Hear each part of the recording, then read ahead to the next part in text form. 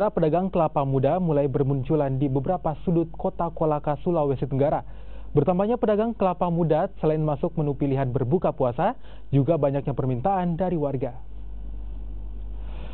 Tidak hanya di lokasi tertentu memasuki bulan Ramadhan, pedagang kelapa muda mulai ramai di sejumlah sudut kota Kolaka untuk mencari peruntungan. Selain menjadi hidangan favorit dengan harga Rp7.500, menu buka puasa dengan sajian kelapa muda dapat Anda nikmati.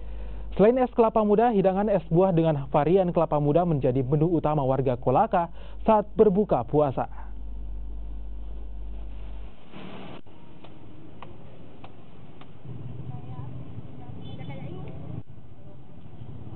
Bu, ini beli kelapanya untuk apa ini, Bu? Untuk buka puasa.